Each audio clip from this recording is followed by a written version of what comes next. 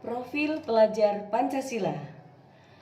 Pelajar Pancasila beriman dan bertakwa pada Tuhan Yang Esa dan berakhlak mulia, berkebinekaan global, gotong royong mandiri, kreatif dan bernalar kritis. Assalamualaikum warahmatullahi wabarakatuh. Saya Suyetno SPD, pengawas sekolah Dapin 3 Kecamatan Bangsri, Kabupaten Jepara. Pada hari ini, Selasa 30 Agustus 2022, baru saja mengikuti kegiatan KKG yang dilaksanakan oleh KKG Gugus Dapin 3 Kecamatan Bangsri.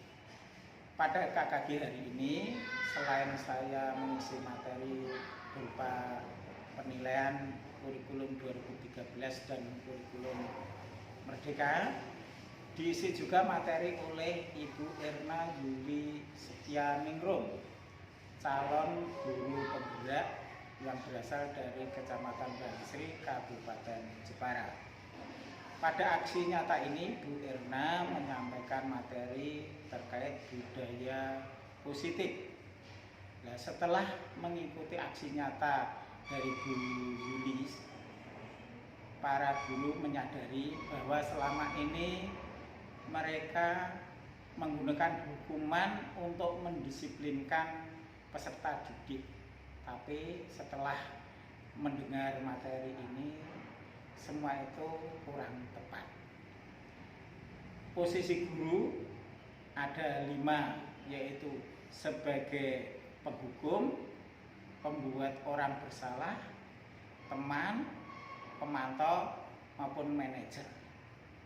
Ya, yang paling tepat dilaksanakan oleh guru adalah sebagai manajer.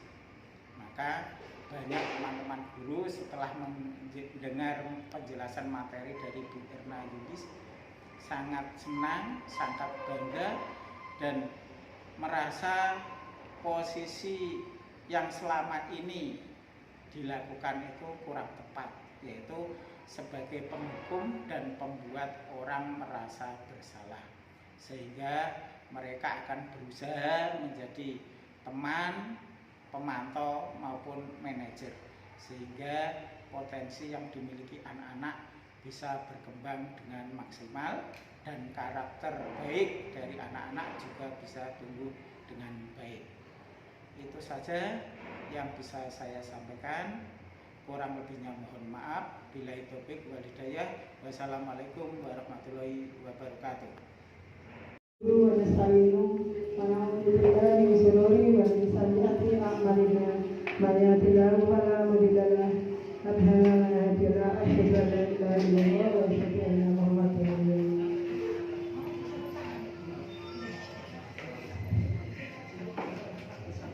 Kepada yang terhormat Pak Pengawas Dapin 3 Bapak Suyetno SPD, kepada yang terhormat Ketua Pak Kepala Sekolah dan Dewan Guru SD Dapin 3 yang saya hormati. Alhamdulillah, puji dan syukur kehadirat Allah Subhanahu wa Ta'ala. Pagi ini, pagi nominasi yang ini kita masih memperoleh banyak kenikmatan sehingga kita bisa menghadiri undangan terus KKG Dapin 3 Kecamatan Bangsri pada siang hari. Shalawat dan salam senantiasa kita haturkan junjungan kita, panutan kita, Nabi besar Muhammad SAW, harapan kita, saudara kita, semoga kita senantiasa mendapatkan syafaatnya. Allahumma amin. Sebelum saya lanjutkan, kami sampaikan selamat siang, salam sejahtera untuk kita semua. Terima kasih. Waktu yang kami diberikan kepada saya manfaatkan. Yang pertama saya menyampaikan selamat datang KKG yang selamat di tahun 2022 baru kali ini. Ya, semoga ke depan kita akan rutin melaksanakan kegiatan kelompok kerja guru ini. Karena banyak manfaat yang kita peroleh di dalam kegiatan tersebut. Selanjutnya kami menyampaikan permohonan maaf. Saya mungkin tidak banyak yang saya sampaikan karena sepertinya lomba pidato sedikit saja akan mengingatkan. Nanti pun misalkan setelah Bapak pengawas menyampaikan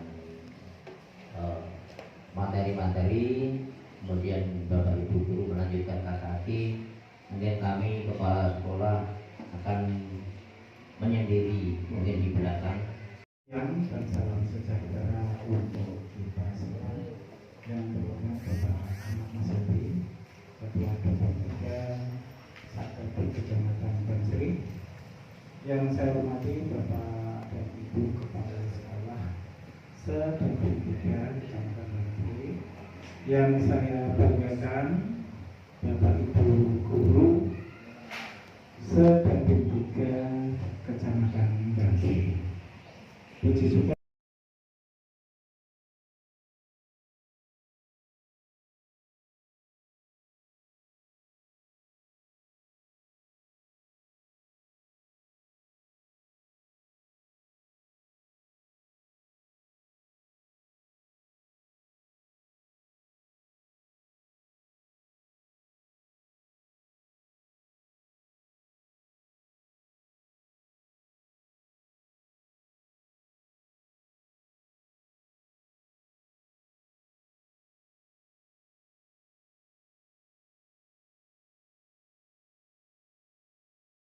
Wabarakatuh.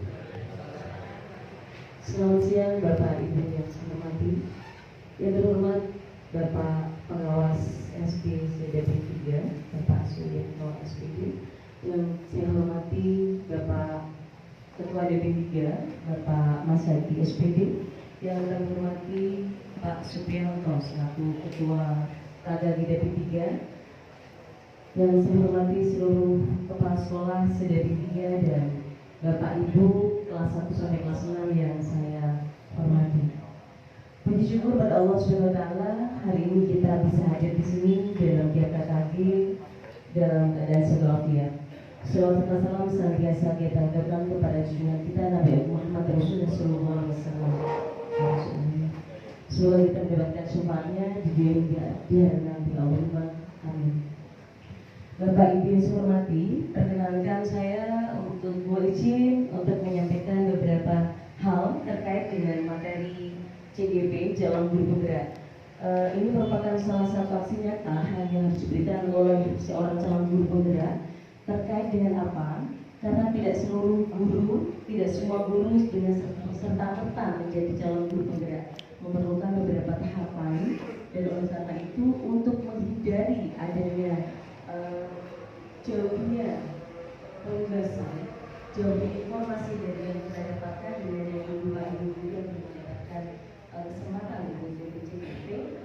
Oleh karena itu dari pemerintah meminta kita sebagai calon CGP untuk mengingatkan ilmu yang akan kami dapatkan. Bapak Ibu yang saya hormati, terkait di sini adalah modul 1 dan 4, yaitu kita bicara tentang budaya positif.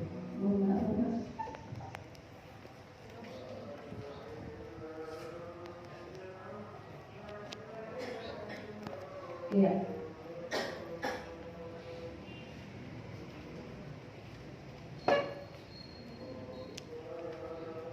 Iya, profil pelajar Pancasila Bapak Ibu.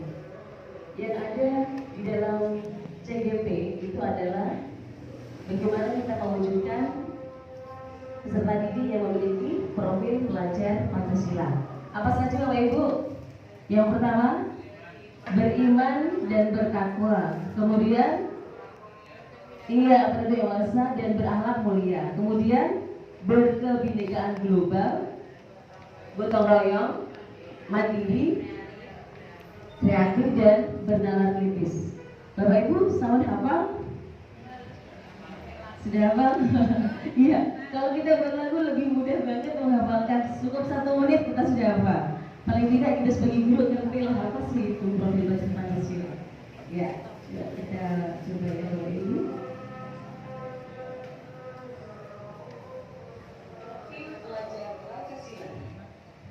Belajar Pancasila, beriman dan bertakwa pada Tuhan yang esa dan berakhlak mulia, berkebinekaan global, gotong royong mandiri, kreatif dan bernalar kritis. Bapak Ibu sakit?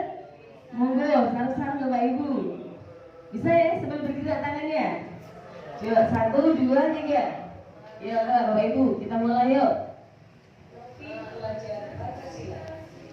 Belajar Pancasila, beriman dan bertakwa pada Tuhan yang esa dan berakhlak mulia, berkebinekaan global, gotong royong mandiri, kreatif dan bernalar kritis. Ya Bapak Ibu, sangat mudah sekali untuk kita ingat karena dengan gerakan-gerakan itu salah satu cara kita bagaimana kita bisa menghafal juga kepada peserta kita.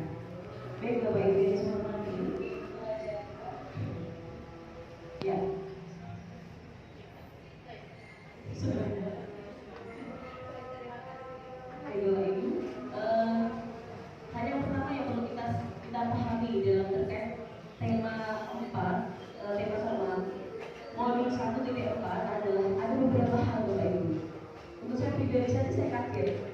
Ternyata ada hal-hal yang tanpa kita sengaja, ternyata kita belum mampu menjadi seorang peserta, seorang pendidik yang ideal. Apa itu Bapak Ibu? Monggo kita bisa sama-sama. Pertama, yuk kita coba lihat pertanyaan pemantiknya. Apakah Anda setuju dengan pernyataan di bawah ini? Hukuman dapat mendisiplinkan anak. Menurut Bapak Ibu, bagaimana? Tidak. Oke, kita simpan. Hukuman dapat mendisiplinkan anak. Ternyata tergantung. Bisa jadi. Ya, mungkin Ibu Untuk hukuman itu dapat mendisiplinkan anak itu terlihat dari hukumannya apa. Kan ada hukuman berat, ada hukuman ringan.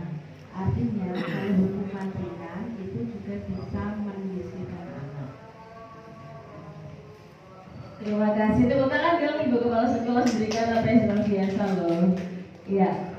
Hukuman dapat mendisiplinkan anak. Kita akan tahu dulu ya Ibu Bapak Ibu sekalian. Yang kedua adalah pemberian hukuman dengan hal positif seperti membaca atau membersihkan halaman sekolah dapat meningkatkan disiplin anak. Setuju Bapak Ibu? Setuju Bapak Ibu? Kadang hal-hal ini kita lakukan di sekitar kita.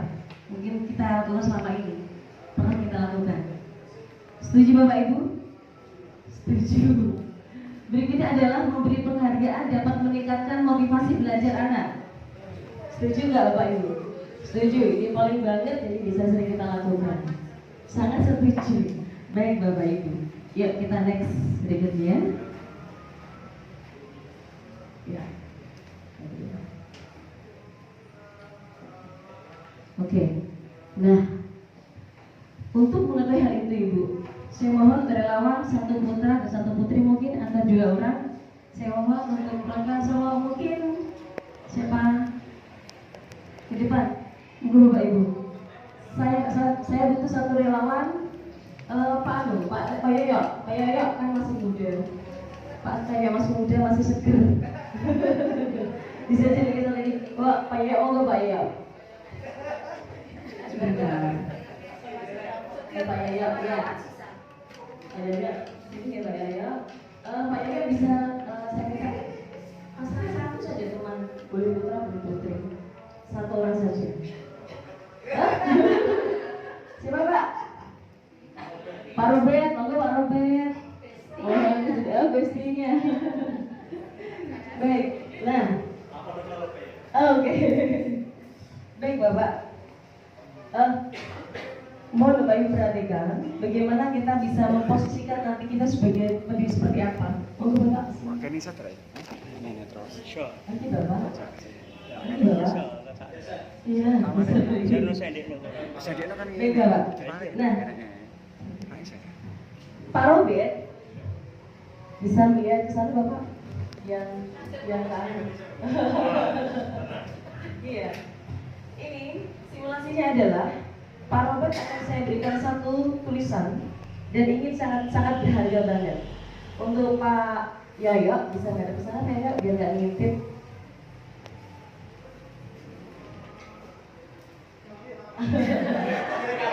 Oh, baik. Silakan dibaca dalam hati, kemudian dipegang dengan tangan kanan. Semaksimal mungkin Pak Robert ini tidak akan membuka atau tidak memberikan hal ini kepada Pak Yoyo, karena ini sangat penting banget untuk Pak Robert. Dan Pak Yoyo, bisa balik kanan Pak Yoyo, balik kanan keren. Pak Yoyo nanti pasti kepo banget, pengen tahu kalau bisa malah mendapatkan apa yang ada di tangan Pak Robert. Pak Yoyo bisa melakukan apapun bentuknya, boleh berupa itu apa ya? Dipaksa sampai akhirnya. Janganlah.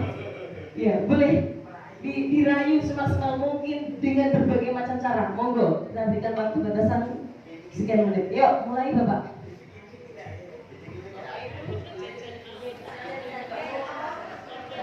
Di sini apa?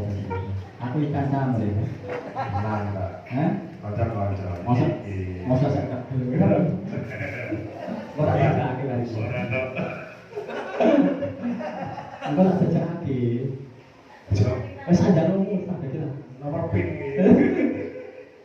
Semaksimal mungkin. tak ada lagi. Itu apa? Siapa? Ya. Bilang. Oh, jadi dulu. Ini penting banget Pak, ini penting banget. Penting. Bagaimana Bapak itu mulai dirinya sehingga bisa membuka, karena itu sangat penting banget. Dibutuhkan kalian Bapak dalam proses itu. Saya kita ngerayu ya, kan ngerayu ya. Ini malah tak buka rahasiamu malah. Ayo Pak, ayo. Ya mau boy. Aku bawa tak. Iya. Siap boy. Jadi aku dua apa? Ini masih. Siapa ini masih? Oh iya. Orang boten Pak, boten masuk rapatan ya. Saya masih. Ini anu nih. Yakin nggak Pak? Ya diberikan. Pak Yoyo, apa itu Pak? Dibaca Pak. Istri. Istri. Pak Robert yakin memberikan istrinya pada Pak Yoyo. Yakin. Terima kasih tepuk tangan untuk Pak Yoyo dan Pak Robert. Terima kasih Pak. Terima kasih banyak. Oke, pasti Bapak Ibu tadi sempat berpikir apa maksud dari itu. Segala yang kita lakukan hari ini itu ada insya Allah ada manfaatnya Bapak Ibu. Terkait dengan apa tadi yang saya berikan kepada Pak Robert adalah satu kata, istri.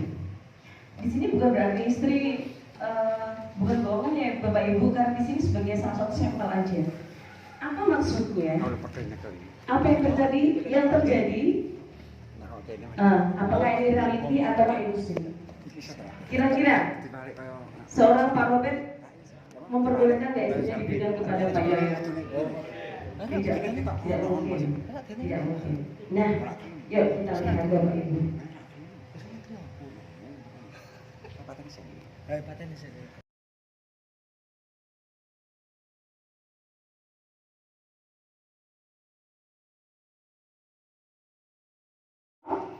Murid-murid kita. Padahal apa yang dilakukan oleh Pak Robert, dalam arti di sini tadi hanya bercandaan dengan istrinya, dia memberikan bukan karena dia itu patuh kepada apa yang dikatakan oleh Pak Yoyo, tetapi karena kemauan diri sendiri. Kemauan diri sendiri. Ini ilusi Bapak. Ilusi guru mengontrol murid. Tidak mungkin mungkin seorang guru mampu mengontrol muridnya.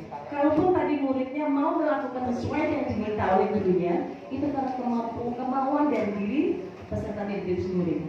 Yang kedua adalah ilusi bahwa kritik dan membuat orang merasa bersalah dapat menguatkan karakter. Kalau dikritik terus pasti dia akan berubah. Itu ilusi, Bapak.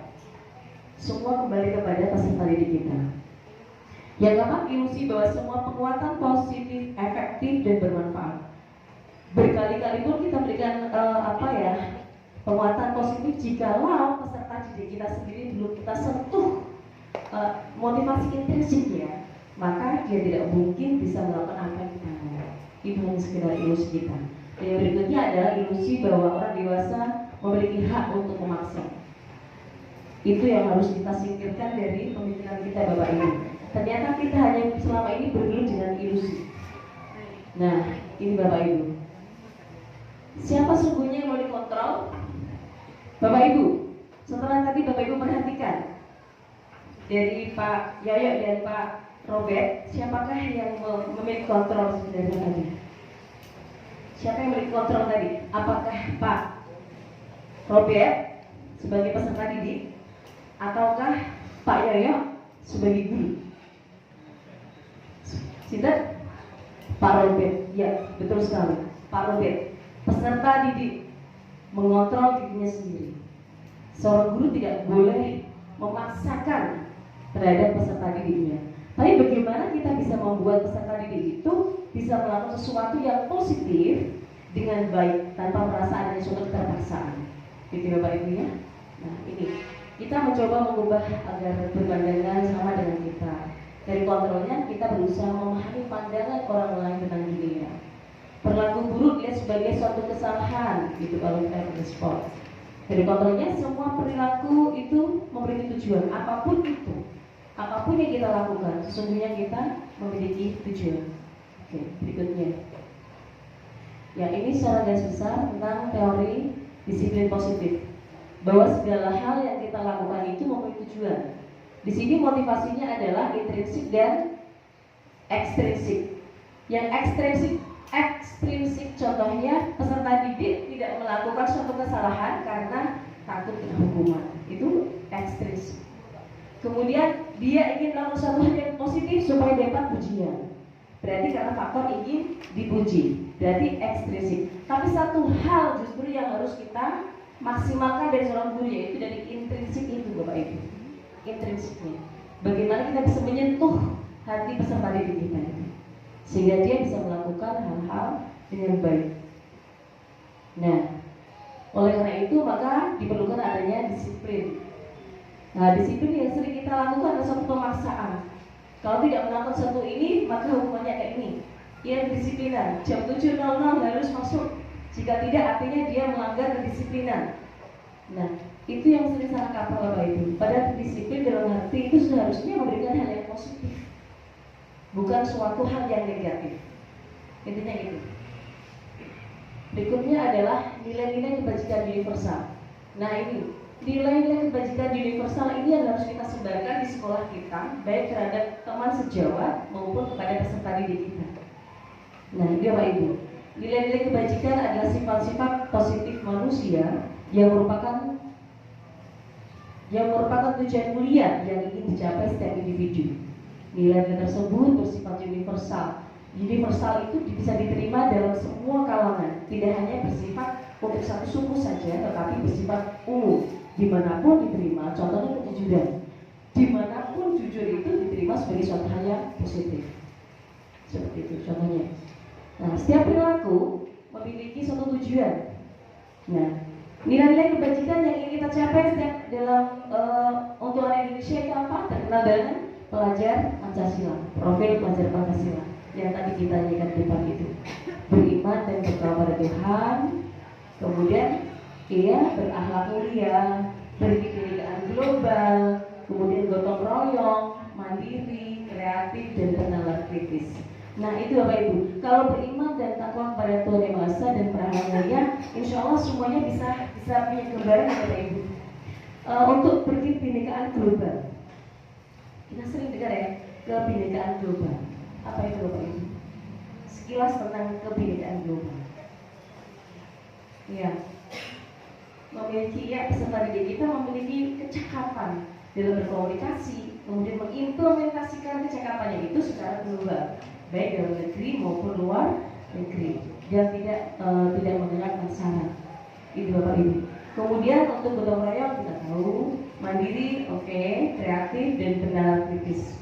Insya Allah, oke, tidak perlu kupas. Berikutnya adalah, nah ini itu teori motivasi perilaku manusia. Nah, motivasi eksternal yang tadi yang saya sampaikan untuk menghindari ketidaknyamanan atau hukuman apa yang terjadi apabila saya tidak melakukannya. Nah ini, kalau ada hukuman maka dia menghindari. Artinya motivasi bukan dari diri, tapi motivasi peserta didik karena faktor adanya hukuman. Dia tidak melakukan kesalahan karena adanya hukuman. Itu tidak baik untuk peserta didik. Berikutnya adalah mendapatkan imbalan tadi, melakukan hal positif karena dia ingin mendapatkan imbalan. Itu tidak bagus juga untuk karakter peserta didik kita. Tapi yang terpenting adalah justru ini, motivasi internal untuk menghargai diri sendiri. Bagaimana dia memutuskan untuk melakukan sesuatu yang positif untuk menghargai dirinya sendiri. Bagaimana dia melakukan hal yang positif untuk kebaikan dia sendiri. Nah, dengan demikian kesadaran itu harus kita tanamkan sebagai seorang guru. Bagaimana kita menanamkannya? Nah, sesuai dengan yang dikatakan oleh Sudiantara, merdeka itu artinya tidak hanya terlepas dari perintah, akan tetapi juga cakap untuk memerintah diri sendiri. Artinya seorang peserta didik itu tidak hanya merdeka untuk belajar, tetapi dia juga punya kecakapan bagaimana dia belajar secara maksimal berdasarkan keinginan dari dirinya sendiri. Begitu. Kemudian, nah inilah Bu, endingnya itu di sini, restitusi. Ini endingnya. Restitusi adalah proses menciptakan kondisi bagi murid untuk memperbaiki kesalahan mereka. Jadi mereka sudah melakukan suatu kesalahan, terus bagaimana dia memperbaiki kesalahan itu menjadi sesuatu yang positif, tidak akan mengulang lagi, sehingga mereka bisa kembali pada kelompok mereka. Mereka nggak merasa dijauhi, selalu welcome. Di kelasnya dia mungkin pernah melakukan suatu kesalahan, tidak diceng temannya. Nah di sini peran seorang guru, bagaimana seorang guru mampu membuat peserta didik itu tidak merasakan kesalahan yang membuat dia semakin terpojok, terisolir. Nah, ada kiatnya ini. Restitusi juga merupakan proses kolaboratif yang mengajarkan murid untuk mencari solusi untuk masalah mereka, saling berkolaborasi. Langkah berikutnya adalah ini. Orang seperti apa yang mereka inginkan, tujuan mulianya apa? Mereka tuh mau apa sih kalau sampai melakukan kesalahan itu? Awalnya dia itu mau ngapain sih? Kenapa dia harus melakukan kesalahan itu sih? Nah, ini Bu, langkahnya di sini. Ini ciri-ciri restitusi, bukan untuk menebus kesalahan, namun untuk belajar dari kesalahan. Dia dari kesalahan itu mengambil suatu pelajaran untuk supaya jangan dilaksanakan, melakukan kesalahan yang sama, memperbaiki hubungan, tawaran bukan paksaan. Nah ini dari dalam diri, cara yang baik, karakter, merupakan suatu tindakan, fokus pada solusi, dan berbuat salah, mengembalikan murid yang berbuat salah pada kelompoknya. Artinya dia kembali kepada tengah-tengah temannya. Nah ini loh Bu. Nah berawal dari sini, kalimatnya adalah peraturan kelas. Kita sering mengatakan tata tertib kelas, betul Bapak Ibu? Ternyata saya juga baru tahu setelah membaca modul ini. Ternyata peraturan kelas itu tidak akan berimbas positif terhadap peserta didik. Tetapi dari peraturan ini, dari peraturan kelas, kita jadikan suatu keyakinan kelas. Bagaimana kita sebagai seorang guru mampu meyakinkan diri seorang guru dan juga peserta didiknya bahwa peraturan yang dia buat itu merupakan suatu hal positif yang memang benar-benar harus dilakukan dengan kesadaran, bukan karena suatu paksaan. Sehingga kata-kata peraturan menjadi hilang, seakan-akan jadi hilang menjadi sebagai kata-kata keyakinan kelas.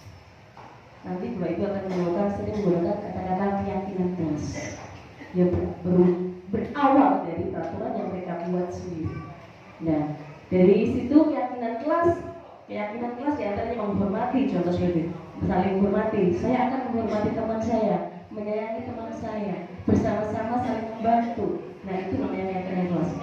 Jika itu dilaksanakan maka terjadilah lingkungan positif di dalam kelas maupun sekolah. Jadilah budaya positif. Gitu Bapak Ibu.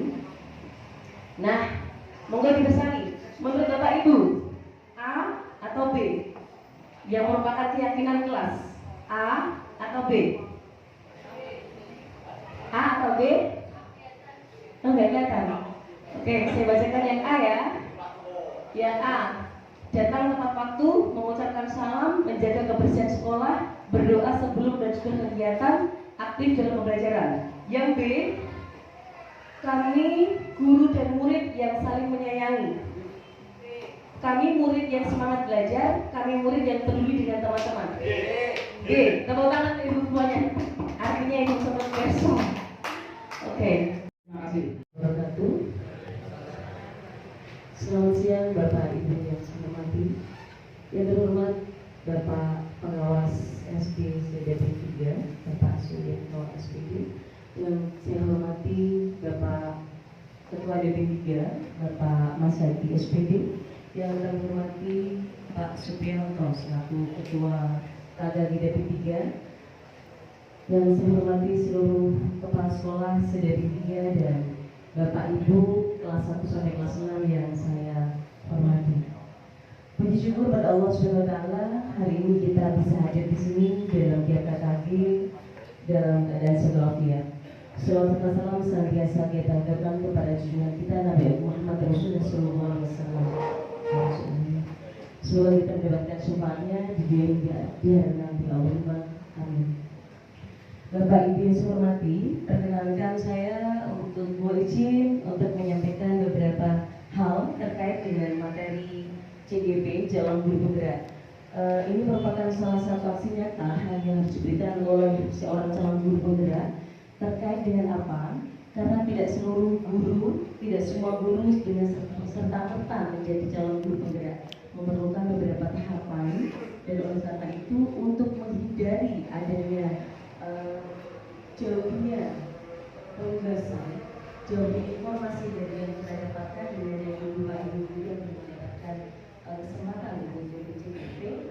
Oleh karena itu dari pemerintah meminta kita sebagai calon CGP untuk mengingatkan ilmu yang akan kami dapatkan. Bapak Ibu yang hormati, terkait di sini adalah modul 1 dan 4, yaitu kita bicara tentang budaya positif.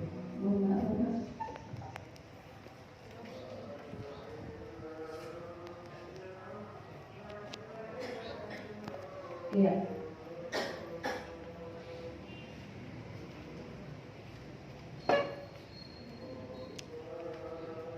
Iya, profil pelajar Pancasila Bapak Ibu. Yang ada di dalam CGP itu adalah bagaimana kita mewujudkan peserta didik yang memiliki profil pelajar Pancasila. Apa saja Bapak Ibu? Yang pertama, beriman dan bertakwa. Kemudian berdosa dan berakhlak mulia. Kemudian berkebinekaan global, gotong royong, mandiri, kreatif dan bernalar kritis. Bapak Ibu selamat hafal? Sudah hafal? Iya. Kalau kita buat lagu lebih mudah banget menghafalkan. Cukup 1 menit kita sudah hafal. Paling tidak kita sebagai guru ngerti lah apa sih itu profil pelajar Pancasila. Ya, kita coba ya Bapak Ibu.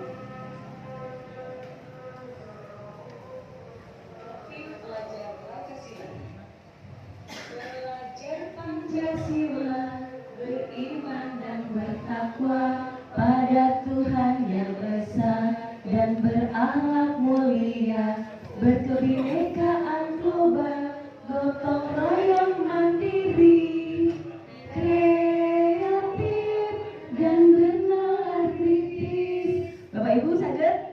Monggo, sarung-sarung Bapak Ibu. Bisa ya sambil bergerak tangannya? Coba 1, 2, 3. Ya Bapak Ibu, kita mulai yuk. Belajar Pancasila, beriman dan bertakwa pada Tuhan yang esa dan berakhlak mulia, berkebinekaan global, gotong royong mandiri,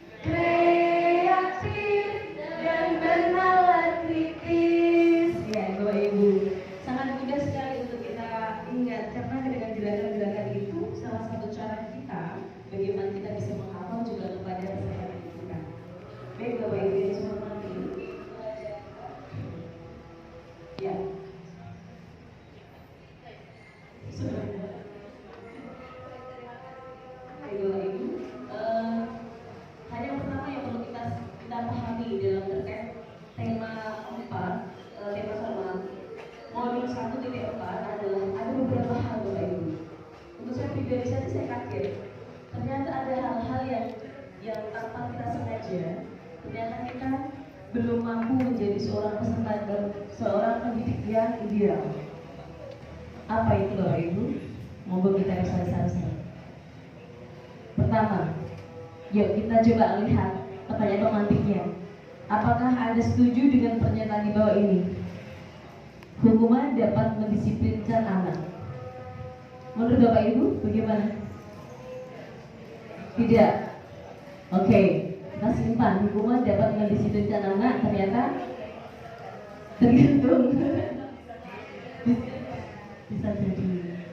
Bisa jadi. Ya, mungkin Ibu Untuk hukuman itu dapat mendisiplinkan anak itu terlihat dari hukumannya apa. Kan ada hukuman berat, ada hukuman ringan. Artinya kalau hukuman ringan itu juga bisa mendisiplinkan anak. terima kasih. Tepuk tangan dong Ibu Kepala Sekolah memberikan apa yang luar biasa loh. Iya. Hukuman dapat mendisiplinkan anak. Kita kan tahu dulu ya Ibu Bapak Ibu sekalian. Yang kedua adalah pemberian hukuman dengan hal positif seperti membaca atau membersihkan halaman sekolah dapat meningkatkan disiplin anak. Setuju Bapak Ibu? Setuju Bapak Ibu? Kadang hal-hal ini kita lakukan di sekitar kita. Mungkin kita lakukan selama ini, pernah kita lakukan. Setuju Bapak Ibu? Setuju. Berikutnya adalah memberi penghargaan dapat meningkatkan motivasi belajar anak. Setuju nggak Bapak Ibu? Setuju, ini paling banget jadi bisa sering kita lakukan. Sangat setuju. Baik Bapak Ibu. Yuk kita next berikutnya. Ya. Oke. Nah, untuk mengetahui hal itu Ibu, saya mohon relawan satu putra dan satu putri mungkin antara 2 orang.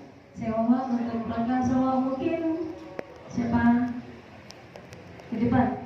Monggo Bapak Ibu. Saya butuh satu relawan. Pak Yoyo kan masih muda. Pak saya masih muda, masih seger. Bisa jadi kita lagi. Wah, Pak Yoyo, monggo Pak Yoyo. Sebentar. Ya Pak Yoyo, ya. Ya. Ini ya Pak Yoyo. Pak Yoyo bisa saya minta. Masalah satu saja teman, boleh putra, boleh putri. Satu orang saja. Siapa Pak? Pak Robert, monggo Pak Robert. Oh, gustinya. Baik, nah. Oke. Baik Bapak. Mohon Bapak Ibu perhatikan bagaimana kita bisa memposisikan nanti kita sebagai pendidik seperti apa. Monggo Bapak. Ini saya ini terus. Sure. Nanti Bapak. Nanti Bapak. Iya. Baik Bapak. Nah, Pak Robert bisa melihat ke sana Bapak yang ke atas. Iya. Ini simulasinya adalah Pak Robert akan saya berikan satu tulisan dan ingin sangat berharga banget. Untuk Pak Yoyo bisa nggak ada pesanan ya biar nggak ngintip.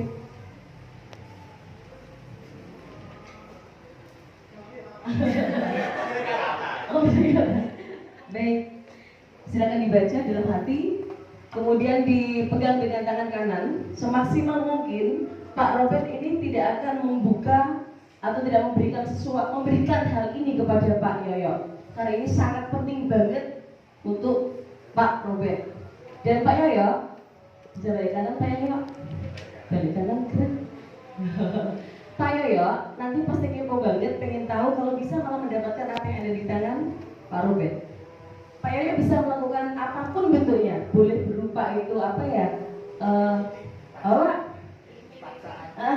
Dipaksa sampai akhirnya. Janganlah. Ya, boleh dirayu semaksimal mungkin dengan berbagai macam cara. Monggo, kita berikan waktu batasan sekian menit. Yuk, mulai Bapak.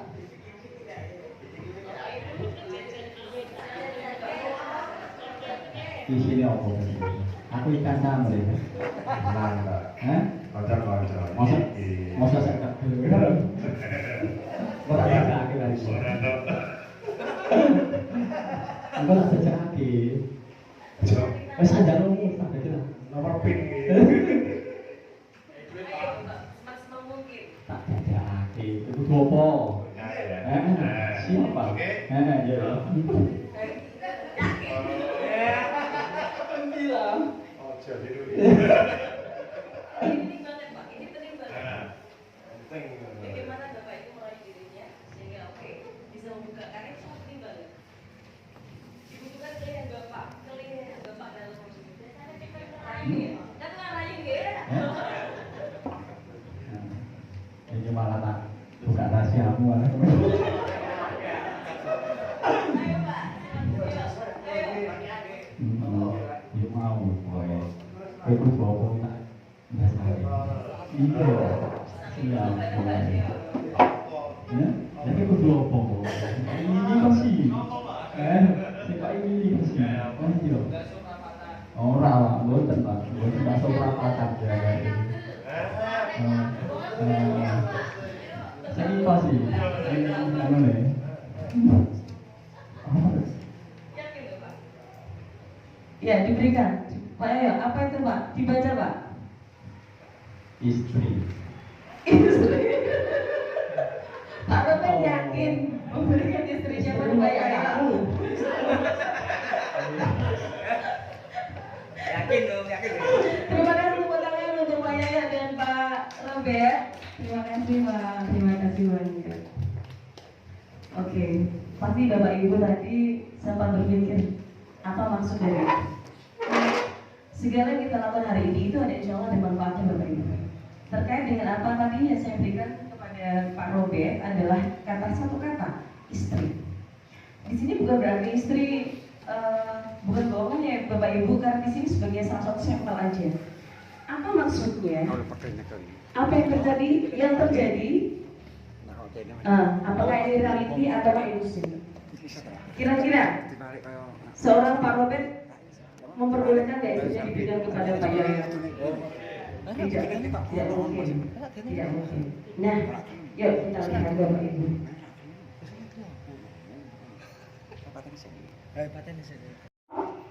Murid-murid kita. Padahal apa yang dilakukan oleh Pak Robert, dalam arti di sini tadi hanya bercandaan istrinya, dia memberikan bukan karena dia itu patuh kepada apa yang dikatakan oleh Pak Yoyo, tetapi karena kemauan diri sendiri. Ini ilusi Bapak. Ilusi guru mengontrol murid. Tidak mungkin seorang guru mampu mengontrol muridnya. Kalaupun tadi muridnya mau melakukan sesuai yang diminta oleh gurunya, itu karena kemauan dari diri peserta didik murid. Yang kedua adalah ilusi bahwa kritik dan membuat orang merasa bersalah dapat menguatkan karakter. Kalau dikritik terus pasti dia akan berubah. Itu ilusi Bapak. Semua kembali kepada peserta didik kita. Yang keempat, ilusi bahwa semua penguatan positif, efektif dan bermanfaat. Berkali-kali pun kita berikan penguatan positif jikalau peserta didik kita sendiri belum kita sentuh motivasi intrinsipnya, maka dia tidak mungkin bisa melakukan apa yang kita mau. Itu hanya sekedar ilusi kita. Dan yang berikutnya adalah ilusi bahwa orang dewasa memiliki hak untuk memaksa. Itu yang harus kita singkirkan dari pemikiran kita Bapak Ibu. Ternyata kita hanya selama ini bergelut dengan ilusi. Nah, ini Bapak Ibu. Siapa sungguhnya yang mau dikontrol? Bapak Ibu. Setelah tadi Bapak Ibu perhatikan dari Pak Yoyo dan Pak Robert, siapakah yang memiliki kontrol sebenarnya tadi? Siapa yang memiliki kontrol tadi? Apakah Pak Robert sebagai peserta didik, ataukah Pak Yoyo sebagai guru? Sinten? Pak Robert. Ya, betul sekali. Pak Robert, peserta didik mengontrol dirinya sendiri. Seorang guru tidak boleh memaksakan terhadap peserta didiknya. Tapi bagaimana kita bisa membuat peserta didik itu bisa melakukan sesuatu yang positif dengan baik tanpa merasa adanya suatu keterpaksaan. Gitu Bapak Ibu ya. Nah ini kita mencoba mengubah agar berpandangan sama dengan kita. Dari kontrolnya kita berusaha memahami pandangan orang lain tentang dunia. Perilaku buruk lihat sebagai suatu kesalahan, gitu kalau kita respon. Dari kontrolnya semua perilaku itu memiliki tujuan apapun itu. apapun yang kita lakukan, sesungguhnya kita memiliki tujuan. Oke, berikutnya. Yang ini secara garis besar tentang teori disiplin positif. Bahwa segala hal yang kita lakukan itu mempunyai tujuan. Di sini motivasinya adalah intrinsik dan ekstrinsik. Yang ekstrinsik contohnya peserta didik tidak melakukan suatu kesalahan karena takut kena hukuman. Itu ekstrinsik. Kemudian dia ingin melakukan suatu hal yang positif supaya dapat pujian. Berarti karena faktor ingin dipuji. Berarti ekstrinsik. Tapi satu hal justru yang harus kita maksimalkan dari seorang guru, yaitu dari intrinsik itu, Bapak Ibu. Intrinsiknya. Bagaimana kita bisa menyentuh hati peserta didik kita itu, sehingga dia bisa melakukan hal-hal dengan baik. Nah, oleh karena itu maka diperlukan adanya disiplin. Nah, disiplin yang sering kita lakukan adalah suatu pemaksaan. Kalau tidak melakukan satu ini, maka hukumannya kayak ini. Ia kedisiplinan, jam 7.00 harus masuk. Jika tidak, artinya dia melanggar kedisiplinan. Nah, itu yang sering salah kaprah Bapak Ibu. Padahal disiplin dalam arti itu seharusnya memberikan hal yang positif, bukan suatu hal yang negatif. Intinya itu. Berikutnya adalah nilai-nilai kebajikan universal. Nah, ini nilai-nilai kebajikan universal ini yang harus kita sebarkan di sekolah kita, baik terhadap teman sejawat maupun kepada peserta didik kita. Nah, ini Bapak Ibu, nilai-nilai kebajikan adalah sifat-sifat positif manusia yang merupakan tujuan mulia yang ingin dicapai setiap individu. Nilai-nilai tersebut bersifat universal. Universal itu bisa diterima dalam semua kalangan, tidak hanya bersifat untuk satu suku saja, tetapi bersifat umum. Dimanapun diterima, contohnya kejujuran. Dimanapun jujur itu diterima sebagai suatu hal yang positif. Seperti itu contohnya. Nah, setiap perilaku memiliki suatu tujuan. Nah, nilai-nilai kebajikan yang ingin kita capai setiap dalam untuk orang Indonesia itu apa? Terkenal dengan pelajar Pancasila, profil pelajar Pancasila yang tadi kita nyanyikan di depan itu. Beriman dan bertakwa pada Tuhan, kemudian ia berakhlak mulia, berkebinekaan global, kemudian gotong royong, mandiri, kreatif, dan bernalar kritis. Nah, itu Bapak Ibu, kalau beriman dan takwa kepada Tuhan Yang Maha Esa dan berakhlak mulia, insya Allah semuanya bisa punya gambaran Bapak Ibu. Untuk berkebinekaan global, kita sering dengar ya, kebinekaan global. Apa itu Bapak Ibu? Sekilas tentang kebinekaan global. Ya, peserta didik kita memiliki kecakapan dalam berkomunikasi, kemudian mengimplementasikan kecakapannya itu secara global, baik dalam negeri maupun luar negeri, dan tidak mengenalkan syarat.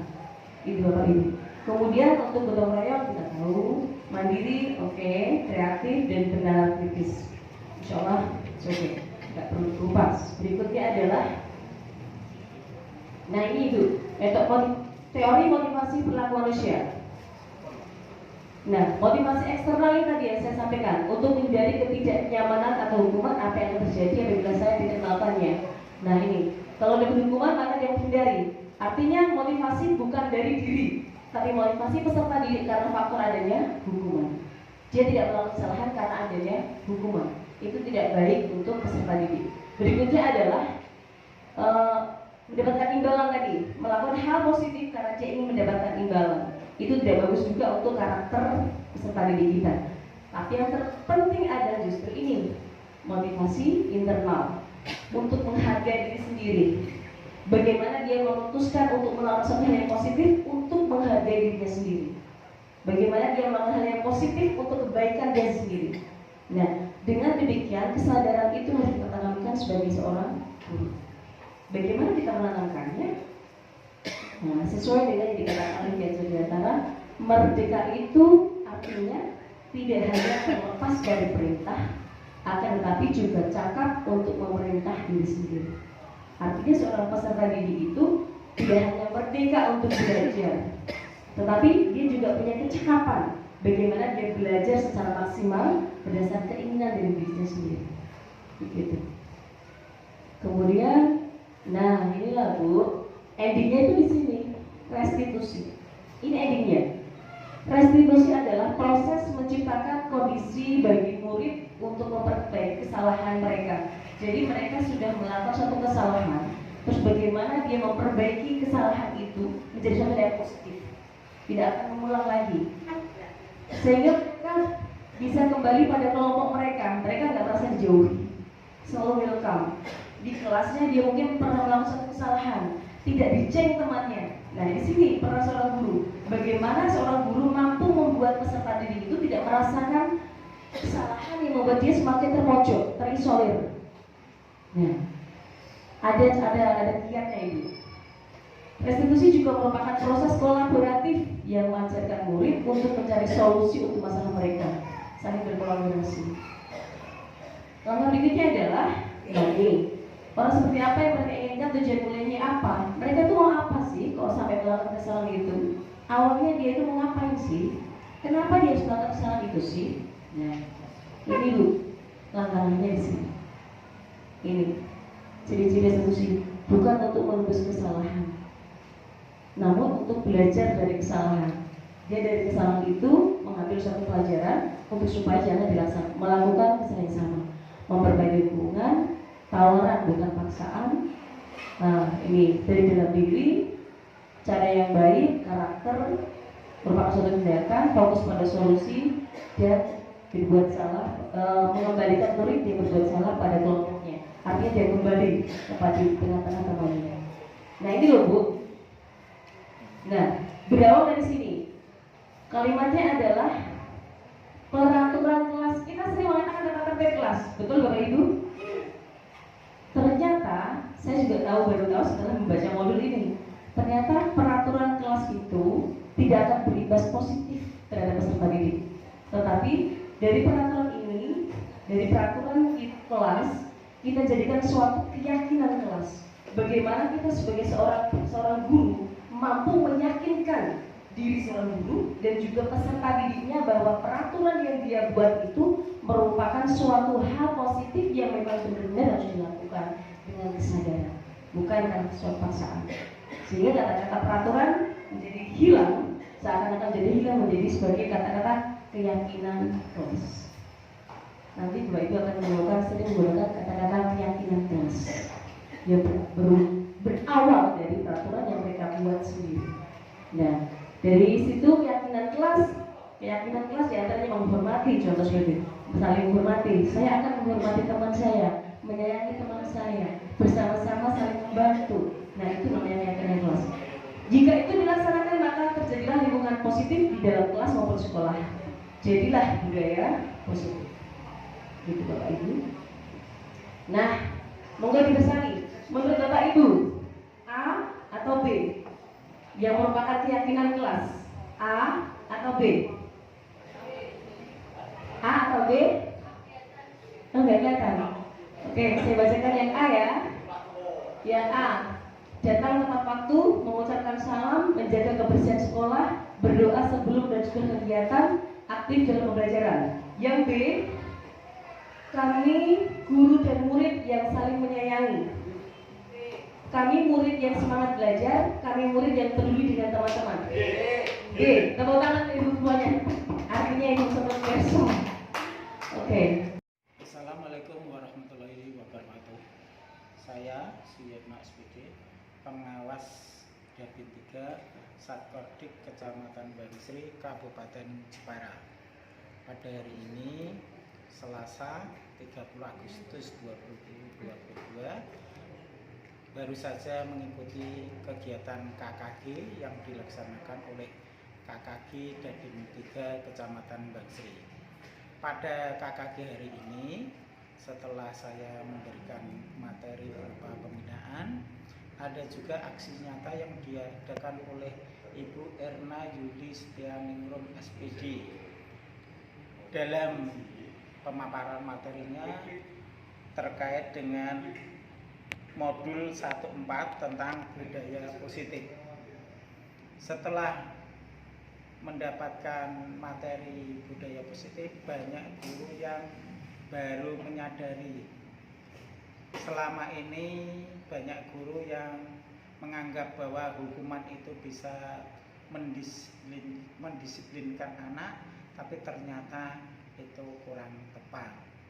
Anak boleh diberi kegiatan yang sifatnya seperti hukuman, tapi sebenarnya adalah konsekuensi. Misalnya anak setelah menjatuhkan gelas yang berisi air, anak diminta untuk membersihkan lantai. Itu bukan berupa hukuman, tapi konsekuensi karena anak telah melakukan kesalahan. Atau juga misalnya anak telah mencoret-coret buku gambar temannya, anak diminta mengganti. Nah, itu bukan hukuman, tapi merupakan konsekuensi yang telah dilakukan oleh anak. Dan selain itu, guru juga tidak perlu berperilaku seperti penghukum atau apa tadi, tapi lebih baik sebagai manajer, sehingga anak bisa mengembangkan potensi yang dimilikinya secara maksimal. Itu saja yang bisa saya sampaikan. Kurang lebihnya mohon maaf. Bila itu hidayah. Wassalamualaikum warahmatullahi wabarakatuh. Assalamualaikum warahmatullahi wabarakatuh. Bismillahirrahmanirrahim. Alhamdulillahirabbil alamin. Amma ba'd. Yang terhormat Bapak Suyitno selaku pengawas Depin 3, yang saya hormati juga Ibu Irna Yulis selaku guru TGP dari SD 6 Bangsri. Di sini saya akan menerangkan testimoni dari Bu Irna. Pertama, saya ucapkan terima kasih kepada Bu Irna Yulis yang telah mengisi pada kegiatan KKG Dapin 3 yang diikuti oleh kepala sekolah se-Dapin 3 sejumlah 7 orang, juga dari rekan-rekan KKG atau Bapak Ibu guru kelas dari Dapin 3 yang sejumlah 60 orang atau 60 dari 10 sekolah. Kemudian yang dipaparkan oleh Bu Irna yaitu tentang pemberian materi dari modul 1.4 tentang budaya positif yang perlu dikembangkan di sekolah. Setelah diisi oleh Bu Irna tentang pengembangan budaya positif yang harus dikembangkan di sekolah, banyak tanggapan dari Bapak Ibu guru merasa bangga atau merasa senang karena di sini banyak ilmu-ilmu yang harus diserap dan dikembangkan di sekolahnya masing-masing. Karena hal ini sangat penting bagi Bapak Ibu guru dalam memajukan putra-putrinya di sekolah masing-masing, terutama dalam hal tentang hukuman dan lain-lainnya juga. Karena hukuman itu kan sebaiknya tidak dilakukan di sekolah. Yang boleh hanyalah hukuman yang bersifat positif yang bisa memajukan kepada peserta didik kita. Yang kepada anak didik kita sebaiknya jangan memberi hukuman, tetapi sebaiknya memberi motivasi atau dorongan kepada anak-anak didik kami, sehingga anak didik bisa merubah sikap yang positif yang sesuai dengan pelajar Pancasila. Sehingga dengan diisi materi tersebut, Bapak Ibu guru banyak yang senang karena bisa menambah pengalaman demi kemajuan sekolahnya. Demikian dari kami. Apabila kurang berkenan, banyak kesalahan, saya pribadi mohon maaf yang sebesar-besarnya. Semoga ilmu dari Bu Irna bisa bermanfaat bagi Bapak Ibu guru Sedapin 3 khususnya, dan juga bisa dikembangkan sendiri oleh Bu Erna selalu guru CPG dari Kecamatan Bangsri. Demikian dari saya, wabillahi hidayah. Wassalamualaikum warahmatullahi wabarakatuh. Assalamualaikum warahmatullahi wabarakatuh. Saya Supriyanto SPD dari SD Negeri 6 Bangsri. Saya adalah teman sejawat dari Bu Erna Yuristiningrum,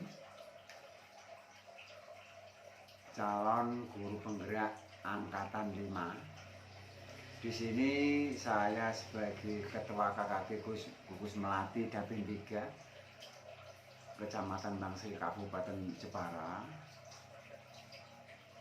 yang telah melaksanakan KKP pada hari ini, yaitu hari Rabu, untuk Dapin kami, dan Bu Erna Yuris adalah narasumbernya yang menyampaikan tentang budaya positif, apresiasi yang luar biasa saya berikan pada Bu Erna Yuris yang telah menyampaikan budaya positif kepada seluruh anggota KKG, sehingga pemikiran kita selama ini dengan hukuman maupun dengan penghargaan kepada siswa dalam proses pembelajaran itu berbeda atau salah, seperti yang disampaikan oleh Bu Erna Yuristiningrum, bahwa hukuman maupun penghargaan untuk paradigma sekarang ini, untuk hukuman sendiri adalah dilarang. Diusahakan semua guru atau kita dilarang untuk memberi hukuman kepada siswa, baik siswa itu melakukan sebuah kesalahan maupun kita diusahakan untuk tidak memberikan penghargaan kepada siswa, karena penghargaan tersebut dapat menurunkan motivasi intrinsik siswa. Nah, di samping itu penghargaan juga dapat menurunkan motivasi siswa. Jadi tidak semua penghargaan yang selama ini kita menganggap bahwa penghargaan itu adalah sesuatu yang positif sehingga dapat meningkatkan prestasi siswa. Justru kami sangat berterima kasih kepada Bu Erna Yuris yang telah menyampaikannya. Justru penghargaan itu akan menurunkan motivasi intrinsik siswa. Nah, contohnya, misalnya kalau siswa dapat menjawab sebuah pertanyaan yang kita sampaikan saat pembelajaran, lalu kita memberikan sebuah penghargaan, misalnya diberi permen atau diberi uang, justru itu akan menurunkan motivasi siswa. Selama ini kita sudah melakukan itu, selalu memberi penghargaan kepada siswa yang berperilaku baik dan memberi hukuman kepada siswa yang salah. Justru memberikan hukuman kepada siswa yang salah itu akan, satu, membuat sakit hati siswa, atau merendahkan secara tidak langsung akan merendahkan siswa kita. Kepercayaan diri siswa kita menjadi akan lebih rendah. Kita beranggapan bahwa dengan hukuman disiplin akan tercapai. Contohnya, kita misalnya memberi hukuman jika siswa datang terlambat, kita akan memberi hukuman dengan berlari keliling lapangan 3 kali misalnya, atau berlari keliling halaman sekolah 2 kali, atau disuruh membersihkan WC misalnya, itu adalah sebuah hukuman. Contoh sebuah hukuman. Nah, atas pencerahan yang disampaikan oleh Bu Erna Yulis Setaningrum SPD SD CGP Angkatan 5, bahwa justru hukuman itu akan membuat sakit hati siswa, sehingga menurunkan kreativitas siswa.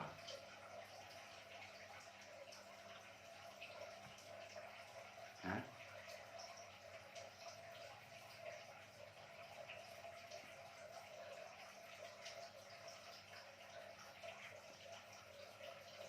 adik, ya, tadi seperti dijelaskan bahwa penghargaan akan menurunkan kualitas, penghargaan mematikan kreativitas, penghargaan mengurangi motivasi intrinsik. Ini contohnya misalnya, ya, misalnya mencatat 100 kali dalam buku kalimat, misalnya saya tidak terlambat lagi, itu adalah sebuah contoh hukuman. Tapi berbeda dengan konsekuensi. Kalau konsekuensi, contohnya misalnya menggantikan kertas tugas teman yang telah dicoret-coret, itu akan menumbuhkan sebuah karakter atau kebiasaan. Contohnya lagi, contoh konsekuensi, membersihkan tumpahan air di meja tulis karena tersenggol pada saat belajar. Nah, itu akan menjadi sebuah kebiasaan yang baik. Berbeda dengan hukuman.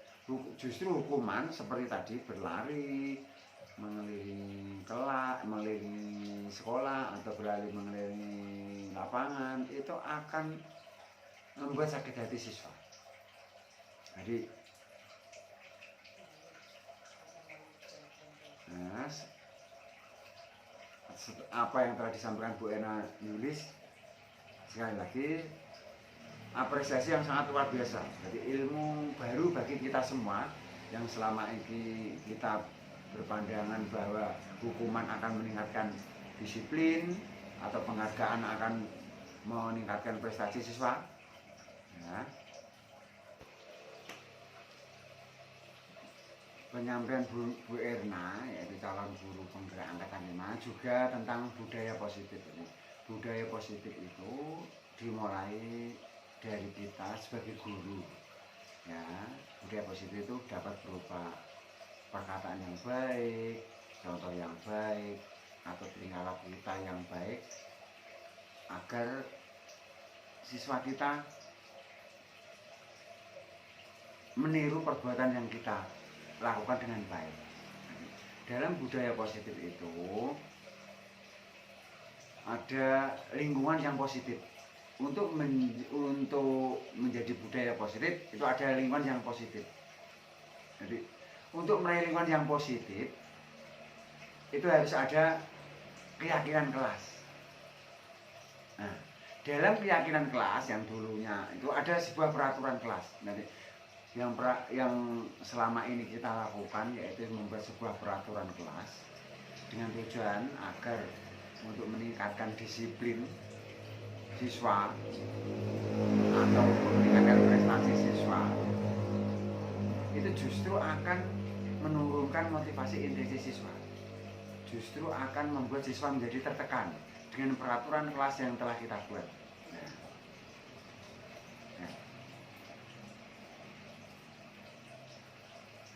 Peraturan kelas yang telah kita buat, yang tadi saya sampaikan, yang disampaikan oleh Bu Erna juga, yaitu bisa menurunkan motivasi siswa, siswa bisa tertekan. Justru dengan keyakinan kelas yang dibuat atau kesepakatan antara semua anggota kelas atau siswa dengan guru, sehingga dengan keyakinan kelas itu dapat menumbuhkan motivasi intrinsik siswa. Sehingga dengan keyakinan kelas akan menciptakan sebuah lingkungan yang positif. Jika lingkungan positif terbentuk, maka akan terbentuklah budaya positif dalam sekolah kita. Ya. Bu Erna juga menyampaikan tentang kebutuhan dasar manusia. Jadi kebutuhan dasar manusia, baik kita sebagai guru maupun murid kita itu mempunyai 5 kebutuhan dasar. Yang pertama adalah kasih sayang dan rasa diterima. Jadi setiap siswa kita yaitu menginginkan kasih sayang dan rasa diterima oleh lingkungan. Jadi perlu kita ketahui bahwa yang disampaikan Bu Erna tadi sangat luar biasa, yaitu kebutuhan dasar manusia yang pertama adalah kasih sayang dan rasa diterima. Jadi siswa kita harus punya pandangan bahwa siswa kita semuanya membutuhkan kasih sayang dan rasa ingin diterima oleh lingkungan, oleh temannya. Jadi kita harus memahami itu. Yang kedua adalah power, yaitu penguasaan. Jadi semua siswa kita mempunyai keinginan untuk menguasai. Contohnya misalnya ingin menjadi yang terbaik dalam sebuah event lomba, atau ingin menjadi juara kelas, atau ingin menjadi ketua kelas. Itu adalah kebutuhan dasar manusia. Kita harus memahaminya sebagai guru, kita harus selalu memahaminya. Yang ketiga adalah kesenangan. Kita sebagai guru jangan lupa, setiap manusia kita menganggap itu misalnya murid kita, itu pasti mempunyai kesenangan. Kesenangan apa? Masing-masing sifat kita harus memahaminya. Nah, karena itu kesenangan adalah bagian dari kebutuhan dasar manusia. Yang keempat adalah kebebasan. Ini yang paling penting. Jadi sesuai dengan implementasi kurikulum merdeka, yaitu kebebasan, siswa kita bebas untuk memilih kesenangan atau bebas berpendapat. Kita harus menghargai itu. Kita sebagai guru harus memberikan kebebasan pada siswa kita. Yang kelima adalah survival. Artinya apa? Bertahan hidup. Kebutuhan dasar manusia yang kelima adalah survival, yaitu bertahan hidup. Semua manusia mempunyai insting untuk bertahan hidup dengan melakukan segala hal atau meningkatkan kompetensi bagaimana dia akan bertahan dalam sebuah kelas itu. Misalnya keeksisan dalam sebuah kelas itu.